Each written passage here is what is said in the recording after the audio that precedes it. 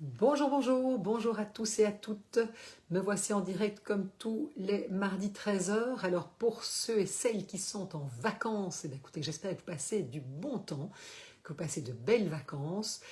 Si vous m'écoutez en replay, soyez gentils, mettez-moi un petit hashtag replay. Et puis comme d'habitude, les commentaires sont toujours évidemment les bienvenus et vos partages. Alors, aujourd'hui, je voulais vous parler d'un sujet que je trouve que je vois beaucoup dans mes séances, notamment mes séances de couple. Et on va parler évidemment des excuses et du pardon et surtout de la réparation. Alors, c'est vraiment quelque chose que je disais que j'observe beaucoup dans les couples que j'accompagne. Je vais juste mettre ça par terre, ça m'ennuie. Voilà. Dans les couples que j'accompagne, c'est que voilà, ça arrive, évidemment, ça nous arrive, on est des êtres humains, et donc il nous arrive de blesser l'autre. Et parfois de blesser l'autre vraiment très très profondément. Et c'est sûr que lorsque l'on blesse l'autre, c'est clair qu'en général, on ne se sent pas très bien. Il y a souvent beaucoup de culpabilité, parce que ça ne nous met pas, j'ai envie de dire, en contact avec la partie de nous peut-être la plus glorieuse, la plus chouette, la plus aimable. Et donc on se sent coupable, parfois même vraiment coupable. On peut parfois même très très fort regretter ce qu'on a dit, ce qu'on a fait. Parfois même on peut pleurer. Et pourtant, l'autre reste quelque part fermé, méfiant, très en colère. Et là on se dit, mais enfin, je ne comprends pas, je me suis excusée. Qu'est-ce que l'autre veut de plus? Et en fait, moi, j'ai envie de vous partager aujourd'hui un processus en 4 étapes qui a été très bien expliqué, développé par Yves-Alexandre Talman, qui est un thérapeute, je pense qu'il est psy d'ailleurs, ou thérapeute, qui a d'ailleurs écrit un très très bon livre sur la culpabilité. J'en ai déjà parlé dans un de mes articles de blog. Si ça vous intéresse, allez sur mon blog. Vous verrez, j'ai un article sur la culpabilité, je fais référence à son livre qui est vachement intéressant.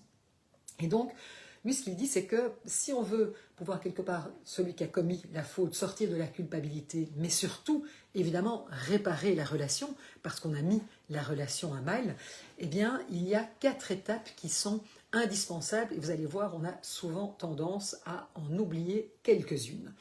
Et donc, sans ces 4 étapes, eh bien, ça ne va pas fonctionner. Alors, première étape, qui est évidemment indispensable, c'est la reconnaissance pleine et entière de ce qu'on a fait ou dit qui n'est pas OK. Donc c'est le vrai mea culpa. C'est pas oh, écoute, je suis désolé que tu l'aies mal pris, parce que ça, franchement, ça va pas marcher. Mais c'est, et souvent on dit oh, je suis désolé, oh, tu l'as mal pris, écoute, on n'allait pas bien tous les deux, par exemple. Mais non, c'est de reconnaître, mais écoute, là, c'est pas OK, quoi. J'ai mal agi, j'ai peut-être trahi quelque chose qui était important pour nous deux dans notre relation.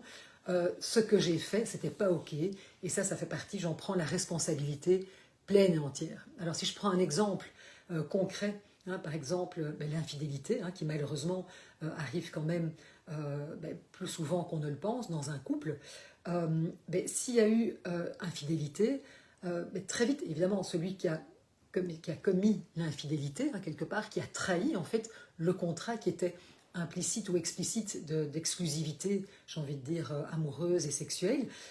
Mais souvent, évidemment, c'est pas très, on ne se sent pas très bien quand on a évidemment rompu ce contrat. C'est sûr que c'est pas très chouette de se dire qu'on a trompé l'autre et que quelque part on a trahi sa confiance. Et souvent, on va essayer de s'en sortir un petit peu en minimisant. Par exemple, ça voulait rien dire, c'était un moment d'égarement.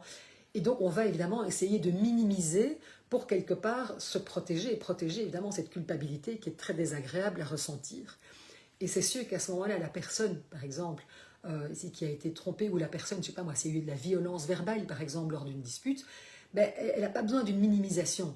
Non, parce que la personne qui, en tout cas, à un moment, qui a été trompée, par exemple, ou qui s'est fait hurler dessus, elle n'a pas besoin d'une minimisation, mais elle a surtout besoin que la réalité, que ce qui s'est passé, soit pleinement reconnu.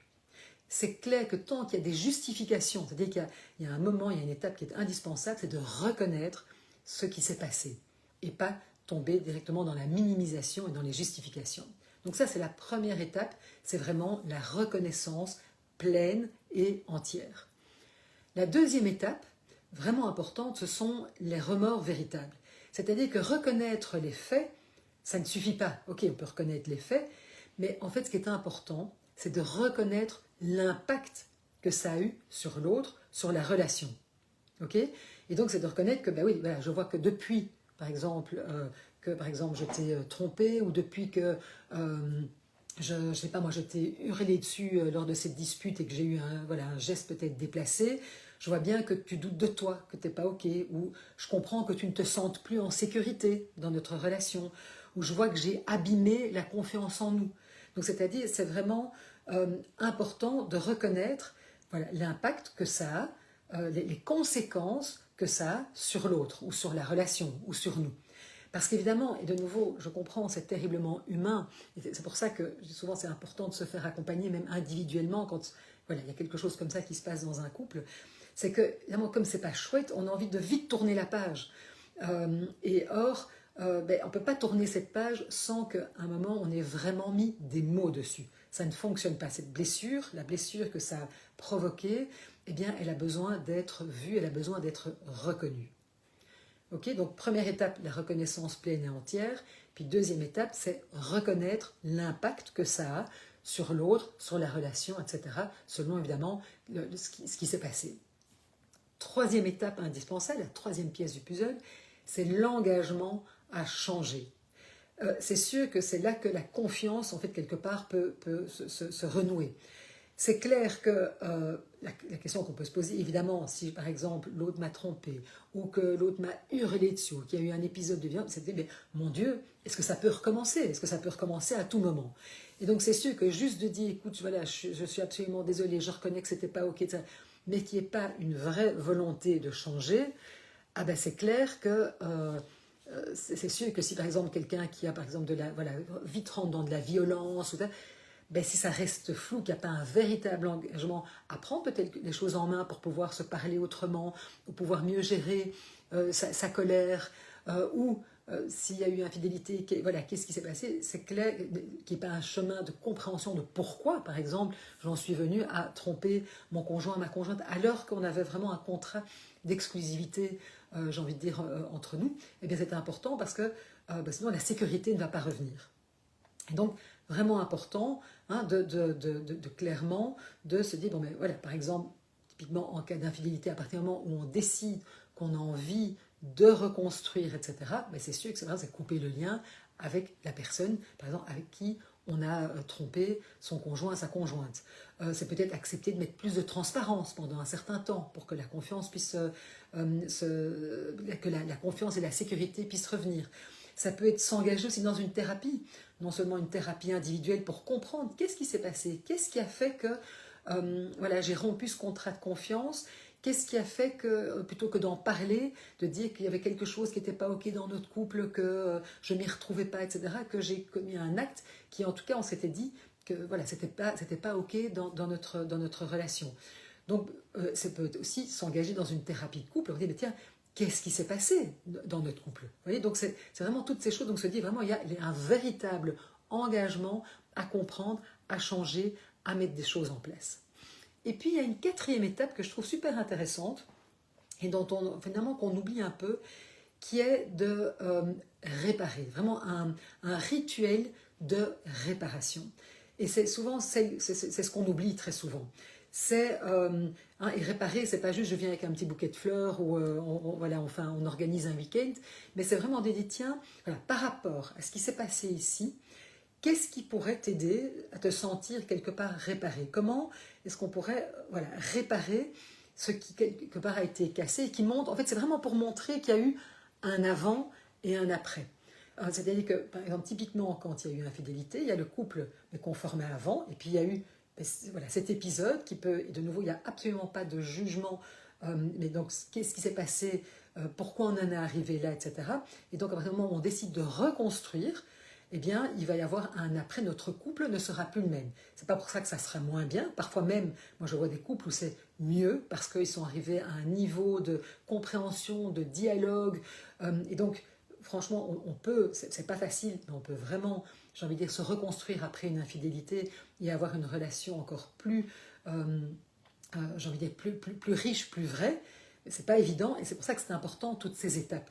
Et donc, le rituel de réparation, je pense par exemple ici à une de mes collègues thérapeutes de couple aussi qui m'avait parlé d'un rituel de réparation qu'elle avait mis en place avec un couple qu'elle avait accompagné suite justement à une infidélité. eh bien, il y avait un vase qui avait été cassé. Lors voilà, d'une scène, vous avez découvert l'infidélité, hein, et donc ce vase, quelque part, représentait un petit peu le couple qui avait voilà, été brisé. Et en fait, ici, il s'agissait de... Voilà, c'est monsieur qui avait trompé madame, et c'était un homme qui était très, voilà, qui avait pas beaucoup de temps, qui travaillait énormément, qui était très très investi dans sa carrière. Et en fait, ce qu'elle lui a demandé, elle a dit, écoute, voilà, je voudrais que tu prennes le temps, et c'était, le vase était en 1000 morceaux, mais quelque part, c'est de réparer ce vase, un petit peu hein, à la méthode du kintsugi, hein, vous voyez, quand c'est ces Japonais qui réparent les objets qui ont été cassés en mettant de l'or pour le réparer. Et quelque part, ce vase symbolisait leur couple. C'est-à-dire que le couple d'avant, celui-là, il avait été brisé, quelque part. Et le fait de recoller les morceaux en y mettant de l'or pour en faire quelque chose, un magnifique objet, ça symbolisait, quelque part, ce nouveau couple. Et je trouvais ça vraiment intéressant. Et ce vase était mis en évidence dans leur salon pour montrer, ils étaient passés par toutes les étapes, mais ce rituel de réparation était une manière de montrer, voilà, ici, et lui, ça lui a mis un temps fou, mais c'est important parce que c'est quelque chose, en fait, quelque part, qui lui coûtait du temps, lui qui manquait de temps, mais c'était une manière de montrer que, voilà, il prenait la pleine et entière responsabilité, en tout cas, voilà, de ce qu'il avait fait, et de cet engagement, quelque part, à reconstruire, et que ce vase symbolisait, en fait, leur nouveau couple, et les nouvelles bases sur lesquelles ils allaient pouvoir continuer à évoluer en tant que couple. Voilà, donc je trouvais ça vraiment intéressant. Donc, hein, je dis les 4 étapes, hein, donc c'est vraiment hein, la reconnaissance pleine et entière, hein, donc le véritable mea culpa. Deuxième étape, hein, les remords véritables, c'est-à-dire reconnaître l'impact que ça a sur l'autre. Engagement à changer, parce que c'est clair que des excuses sans changement, ben, franchement, ça ne vaut rien, parce que ça veut dire que ça peut recommencer à n'importe quel moment, donc c'est pas intéressant, et donc ça ne recrée pas la sécurité.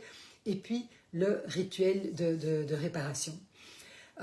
Donc voilà, évidemment, on ne peut pas exiger le pardon de quelqu'un, c'est clair que, mais c'est-à-dire que mais comment on va pouvoir en fait faire en sorte, j'ai envie de dire, de mettre en place quelque chose qui va faire qu'on va mériter, enfin, en tout cas que ce pardon puisse devenir possible. Et parfois la vraie question, c'est pas voilà, comment faire pour qu'il hein, ou elle me pardonne, mais est-ce que je suis prêt, est-ce que je suis prête à traverser l'inconfort nécessaire pour réparer. Parce que c'est clair que quand on a commis un acte, quand on a fait quelque chose qui n'était pas chouette, et on sait que c'était pas chouette, comme je le disais en préambule, ça ne nous met pas évidemment face à la partie la plus aimable de notre être. Or, je veux dire, on est des êtres humains, on est faillible, ça nous arrive à tous, malheureusement, de faire des choses qui ne sont pas OK. Et c'est sûr qu'évidemment, ça va nous demander aussi d'aller regarder ça, et c'est pas toujours facile. Et donc ça, c'est aussi important, évidemment, de se dire, bon ben voilà, est-ce que je vais pouvoir traverser? Et souvent, c'est pour ça qu'on a tendance à minimiser, à vouloir trop vite tourner la page, parce que c'est sûr que ça nous met face à des choses de nous qui ne sont pas toujours faciles à regarder, mais essayons justement de les regarder avec beaucoup d'amour et de pouvoir justement effectuer un vrai changement. Donc, hein, posez-vous cette question, et puis aussi peut-être aussi, est-ce que vous cherchez à être pardonné un petit peu trop rapidement ou à réparer vraiment? Voilà ce que je voulais vous partager aujourd'hui. N'hésitez pas à me partager vos réflexions, vos remarques. Mettez-moi un petit hashtag replay si vous m'écoutez en replay. Et d'ailleurs, je vois Caroline qui est en direct. Bonjour Caroline, ça me fait plaisir de te voir. Et la semaine prochaine, je vais vous parler justement encore d'une étape quand l'autre n'est pas prêt à reconnaître et à demander des excuses, comment on peut faire pour avancer, parce que malheureusement, ça, je le vois aussi beaucoup dans mes consultations, et ça, on en parlera la semaine prochaine. Voilà, si vous êtes en vacances, profitez bien de vos vacances, et je vous souhaite en tout cas une très belle après-midi. Pour ceux qui travaillent, eh bien, bon courage avec le boulot, et moi je vous dis à la semaine prochaine. Au revoir tout le monde.